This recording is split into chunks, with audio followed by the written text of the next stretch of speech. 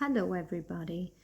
In the third, fourth, and fifth year, as you know, in our school we study literature. That's why, towards the end of the second year, I start approaching literature with my students. And now, here in front of you, you have four different definitions related to this word. The first definition, which is from the Longman Active Study Dictionary, reads books, poems, plays, etc., that people think are good, serious, and important.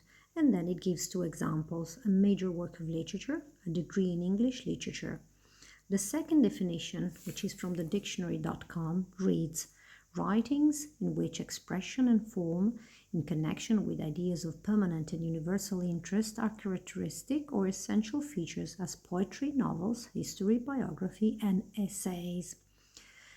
The third definition, which is from the Oxford Dictionaries, reads written works, especially those considered of superior or lasting artistic merit, a great work of literature.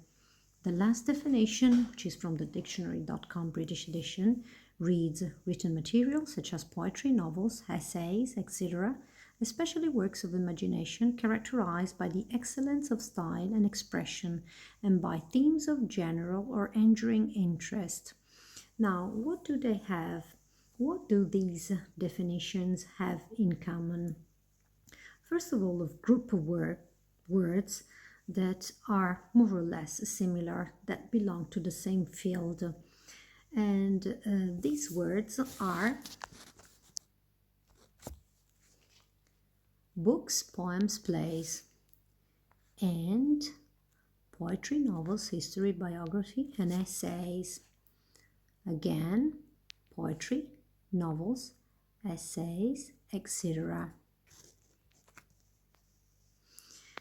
And then there is another word that is a word related to the verb to write. And the expression is here written works, written materials, and writings.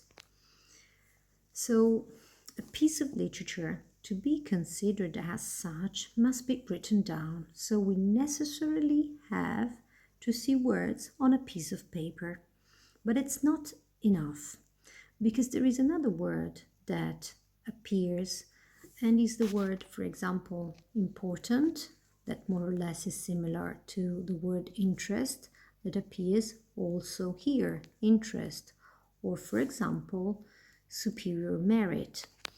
So again, a piece of literature can be considered as such if it can attract our interest, if it is interesting. So maybe the pages of your diaries are interesting for you, but we cannot consider them pieces of literature because they are personal.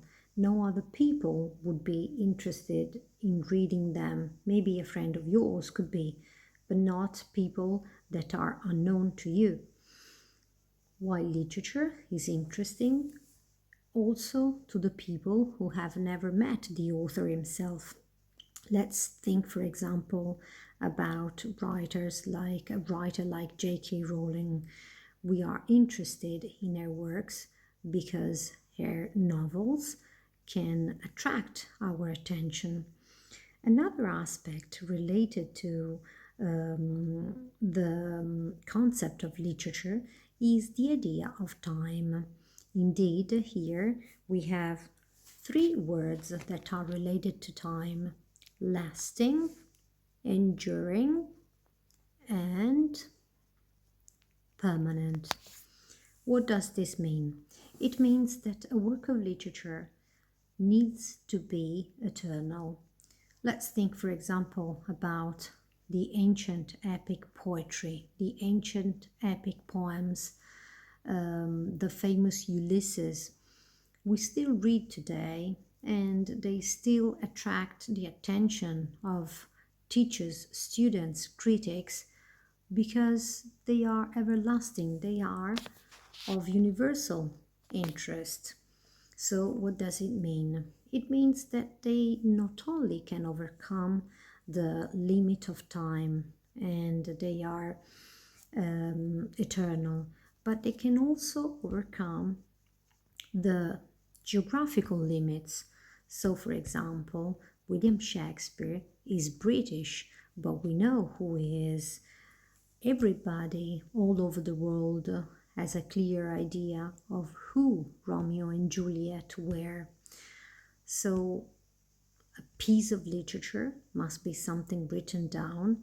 It must be something interesting, everlasting, and it has to overcome the borders, geographical borders. So for today, that's all. I have loaded some activities related to the concept of literature on your board. Please do them. See you next time, and thank you very much for your attention. Bye bye, kids. See you next time.